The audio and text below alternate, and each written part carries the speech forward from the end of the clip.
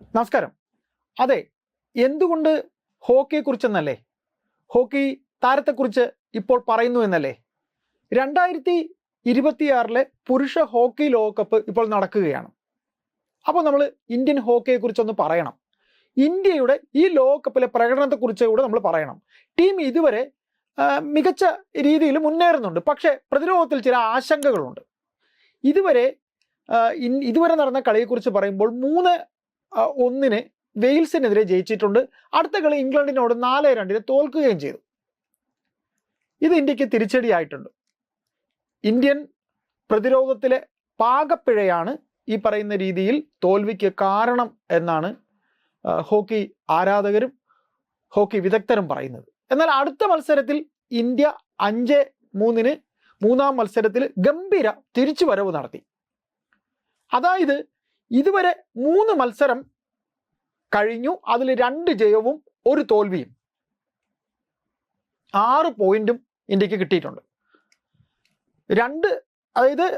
3 goal വഴങ്ങി India ഈ പറയുന്ന രീതിയിൽ ഇന്ത്യയുടെ 3 ഗോൾ വഴങ്ങി. അത് ഇന്ത്യയുടെ ഏറ്റവും വലിയ ഒരു ആശങ്കയാണ്. കാരണം എന്ന് വെച്ചാൽ ഇനി വരാൻ പോകുന്ന അത് പ്രതിരോധത്തിലെ പിഴവ് കൊണ്ടാണ്.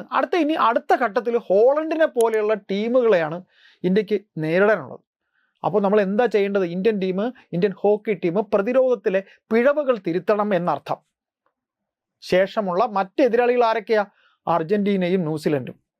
ഏറ്റവും മികച്ച ഫാസ്റ്റ് ഗെയിമാണ് അവർ കളിക്കുന്നത്. അവരുടെ ഹോക്കി എന്ന് പറയുമ്പോഴത്തേക്ക് നമ്മൾ ഏറ്റവും മികച്ച രീതിയിലാണ് പാസിങ്ങും മറ്റുമൊക്കെ.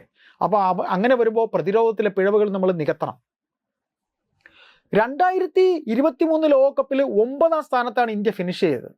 9ാം സ്ഥാനത്തായിരുന്നിട്ടും അന്ന് 9ാം സ്ഥാനത്ത് നമ്മളന്ന് ഫിനിഷ് ചെയ്തപ്പോൾ ഇങ്ങനെ ഫിനിഷ് ചെയ്ത ശേഷം 2023 ശേഷം ഇന്ത്യക്ക് പാരീസ് ഒളിമ്പിക്സിൽ വെങ്കല മെഡൽ കിട്ടി.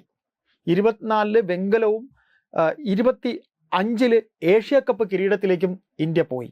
അപ്പോൾ ടീമിനെ ഈ പറയുന്ന രീതിയിൽ 2023 ശേഷം ഇങ്ങനെ ടീം കുറച്ചൊന്നുമല്ല നിലവാരത്തിലേക്ക് ഉയർന്നത്.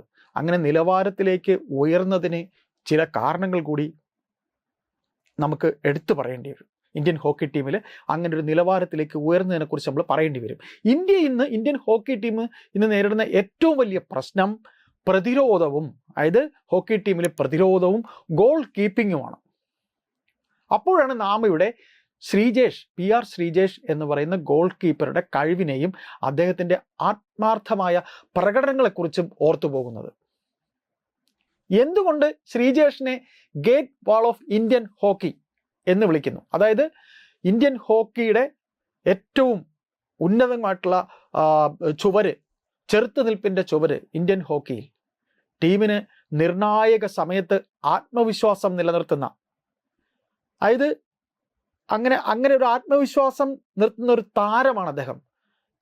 രണ്ടാമത്, അദ്ദേഹത്തിന് ഒപ്പമുള്ള പ്രതിരോധ നിരയ്ക്ക് ശരിക്കും അദ്ദേഹം ഊർജം നൽകും. അദ്ദേഹം ഗോൾ കീപ്പറാണ്, പ്രതിരോധത്തിന് അദ്ദേഹം ശരിക്കും ഊർജം നൽകും, അവരെ നിയന്ത്രിക്കും. അതായത് പെനാൽറ്റി കോർണറുകൾ വരുമ്പോൾ ടീമിന് വല്ലാത്ത സമ്മർദ്ദമുണ്ടോ? ഈ പെനാൽറ്റി കോർണറുകളിലൂടെയാണ് ചില പ്രഗത്ഭരായിട്ടുള്ള നല്ല ടീമുകൾ ഗോൾ നേടുന്നത്. അവിടെയാണ് പ്രതിരോധത്തിൻ്റെയും ഗോൾ കീപ്പിങ്ങിൻ്റെയും മികവ് നമ്മൾ കാണേണ്ടത്. അവിടെ അങ്ങനെ സമ്മർദ്ദത്തിലാകുന്ന സമയത്ത് അതിനെ നേരിടുക, അത് അദ്ദേഹത്തിൻ്റെ ഒരു പ്രത്യേക മികവ് തന്നെയായിരുന്നു ശ്രീജേഷിൻ്റെ. പിന്നെ മത്സരത്തിൻ്റെ അവസാന സെക്കൻഡ് കളി വരെയുള്ള സമ്മർദ്ദം നേരിടുക, അത് യുവതാരങ്ങളെ കൊണ്ട് അത് നേരിടാൻ സമ്മർദ്ദത്തിന് അടിമപ്പെടാതെ നല്ല രീതിയിൽ കളി കൊണ്ടുപോവുക, യുവതാരങ്ങൾക്ക് നല്ല നേതൃപാടവം നൽകി അതിനുള്ള പിന്തുണ നൽകുക, ഇതെല്ലാം ശ്രീജേഷ് ചെയ്യുമായിരുന്നു. ഇങ്ങനെയെല്ലാം ശ്രീജേഷ് ഇതിലെല്ലാം അസാധാരണമായ സ്ഥിരത കാട്ടി. അതുകൊണ്ട് അദ്ദേഹത്തെ ഈ പറയുന്ന രീതിയിൽ ഇന്ത്യൻ ഹോക്കിയുടെ പുതിയ കാലഘട്ടത്തിൻ്റെ ദൈവം എന്നാണ് ഹോക്കിയെക്കുറിച്ച് അറിയാവുന്ന അല്ലെങ്കിൽ ഹോക്കി പ്രേമികൾ അദ്ദേഹത്തെക്കുറിച്ച് പറഞ്ഞിരുന്നത്. ഇത്തരത്തിൽ ഇന്ത്യൻ ഹോക്കി ഗോൾ കീപ്പർ ശ്രീജേഷിന് അർഹമായ അംഗീകാരം വേണ്ട സമയത്ത് ലഭിച്ചോ? അർഹമായ സമയത്ത് അദ്ദേഹത്തിന് അർഹമായ പരിഗണന ലഭിച്ചുവോ എന്ന് നോക്കുമ്പോൾ ഇത്തരത്തിൽ ഒരു പരിഗണന അർഹമായ സമയത്ത് അദ്ദേഹത്തിന് കിട്ടിയിട്ടില്ല. അതായത് അദ്ദേഹത്തിനെ പരിഗണിച്ച സമയം അത് കുറച്ചുകൂടെ നേരത്തെ അദ്ദേഹത്തിന് ഇതെല്ലാം നൽകാമായിരുന്നു. ഇന്ത്യൻ സ്പോർട്സ് അധികൃതർക്ക് അദ്ദേഹത്തിൻ്റെ ആ ഒരു നേട്ടങ്ങളെ കുറച്ചുകൂടെ നേരത്തെ കാണാമായിരുന്നു. അദ്ദേഹത്തിൻ്റെ നേട്ടങ്ങളൊക്കെ തന്നെ വെറും വ്യക്തിഗത നേട്ടങ്ങളുടെ പട്ടികയല്ല, മറിച്ച് ഇന്ത്യൻ ഹോക്കി കായിക ലോകത്തിൻ്റെ നെറുകയിൽ ഒരു ശക്തിയായി ഉയർത്തിക്കാട്ടിയ കാലഘട്ടത്തിലെ പ്രതീകങ്ങളിൽ ഒരാളാണ് ശ്രീജേഷ്. 2012, 2016 ഒളിമ്പിക്സ് മെഡലുകൾ കിട്ടാതിരുന്ന ടീമിൽ നിന്ന് ടോക്കിയോ, 2012-ലും 2016-ലെയും ഒളിമ്പിക്സ് മെഡലുകൾ കിട്ടാതിരുന്ന ടീമിൽ നിന്ന് ടോക്കിയോ, 2020 പാരീസ്, 2024 ഈ 2 ഒളിമ്പിക്സുകളിലും തുടർച്ചയായി വെങ്കലം. ഈ 2 ഒളിമ്പിക്സുകളിലും വെങ്കലത്തിലേക്ക് ഇന്ത്യ എത്തിയപ്പോൾ ഇന്ത്യൻ ഹോക്കി ടീമിന്റെ കാവലാളായി ഗോൾ പോസ്റ്റിന് മുന്നിൽ ശ്രീജേഷ് ഉണ്ടായിരുന്നു. അതുകൊണ്ട് ഇന്ത്യൻ ഹോക്കി ടീമിന് ഇന്ന് എന്തെങ്കിലും പുനർജീവനം ഉണ്ടായിട്ടുണ്ടെങ്കിൽ ആ പുനർജീവനത്തിന്റെ എല്ലാ ഉത്തരവാദിത്വവും, ആ പുനർജീവനത്തിന് എല്ലാ കാരണക്കാരനും ഗോൾ കീപ്പർ ശ്രീജേഷ് തന്നെയായിരുന്നു. അങ്ങനെ പറയുന്നതിൽ ഒരിക്കലും ഒരു അതിശയോക്തിയുമില്ല എന്ന് തന്നെ നമുക്ക് ഇവിടെ പറയേണ്ടി വരും. ഇപ്പോൾ അദ്ദേഹം ഇന്ത്യൻ യൂത്ത് ടീമിന്റെ, ജൂനിയർ ഹോക്കി ടീമിന്റെ പരിശീലകന സ്ഥാനത്താണ് അദ്ദേഹം ഉള്ളത്. ഇനി അദ്ദേഹം പരിശീലക സ്ഥാനത്താണുള്ളത്. ഇനി ശ്രീജേഷിന് ലഭിച്ച അംഗീകാരങ്ങളെക്കുറിച്ചൊന്ന് ചെറുതായി നമുക്കൊന്ന് പറഞ്ഞു പോകാം. 2015 അർജുന അവാർഡ് അദ്ദേഹത്തിന് കിട്ടിയിട്ടുണ്ട്. പത്മശ്രീ 2017 അദ്ദേഹത്തിന് കിട്ടിയിട്ടുണ്ട്. മേജർ ധ്യാൻചന്ദ് പുരസ്കാരം 2021 അദ്ദേഹത്തിന് കിട്ടിയിട്ടുണ്ട്. Goalkeeper of the year, അതായത് hockey goalkeeper of the year 2021 അദ്ദേഹത്തിന് കിട്ടിയിട്ടുണ്ട്. പിന്നെ പത്മഭൂഷൺ 2025 അദ്ദേഹത്തിന് കിട്ടിയിട്ടുണ്ട്. ഇത്തരത്തിൽ പത്മഭൂഷൺ ലഭിച്ച 2ാമത്തെ ഇന്ത്യൻ ഹോക്കി താരമായിരുന്നു ശ്രീജേഷ്. പാരീസിൽ 2024 ശ്രീജേഷ് അദ്ദേഹത്തിൻ്റെ അന്താരാഷ്ട്ര ടൂർണമെന്റ് അവസാനമായി കളിച്ചത്. അന്ന് 1-2 ഗോളുകൾക്ക് ഇന്ത്യ സ്പെയിനിനെ തോൽപ്പിച്ചു, വെങ്കലം നേടി. 2 ഒളിമ്പിക്സുകളിലും ഇന്ത്യ വെങ്കലം നേടിയ ടീമിലെ അംഗമായിരുന്നു ശ്രീജേഷ്. 52 വർഷങ്ങൾക്ക് ശേഷം, അതായത് 52 വർഷങ്ങൾക്ക് ഇപ്പുറം തുടർച്ചയായ 2 ഒളിമ്പിക്സ് മെഡലുകൾ ഇന്ത്യ നേടി. അതിൽ ടോക്കിയോ ഒളിമ്പിക്സ് 2020 അത് ശ്രീജേഷിൻ്റെ കരിയറിലെ നിർണായക നേട്ടം തന്നെയായിരുന്നു. ആ നിർണായക നേട്ടം ലഭിച്ച വർഷം തന്നെയായിരുന്നു 2020. അന്ന് ജർമ്മനിക്കെതിരെ നേടിയ വെങ്കല മെഡൽ, ആ മത്സരത്തിൻ്റെ അവസാന നിമിഷം വരെ ശ്രീജേഷ് നടത്തിയ നിർണായകമായ സേവുകൾ, ആ സേവുകൾ ഇന്ത്യൻ ഹോക്കി ആരാധകർ അവരുടെ മനസ്സിൽ നിന്ന് ഒരിക്കലും അവർ മറക്കാൻ ഇടയില്ല. കാരണം ഇന്ത്യ ആ മത്സരം 5-4 ജയിച്ചത്. അത് ജർമ്മനിക്കെതിരെയായിരുന്നു ഇന്ത്യയുടെ ആ ജയമുണ്ടായിരുന്നത്. ഈ പറഞ്ഞ മത്സരം കഴിഞ്ഞതോടെ ഇന്ത്യയുടെ ഏറ്റവും വിശ്വസ്തനായ ഗോൾ കീപ്പർ താനാണ്. അതായത് ഇന്ത്യൻ ഹോക്കി ടീമിൻ്റെ ഏറ്റവും വിശ്വസ്തനായ ഗോൾ കീപ്പർ താനാണ് എന്ന് ശ്രീജേഷ് പറയുകയായിരുന്നു. അങ്ങനെ ശ്രീജേഷ് ആയിത്തീരുകയായിരുന്നു.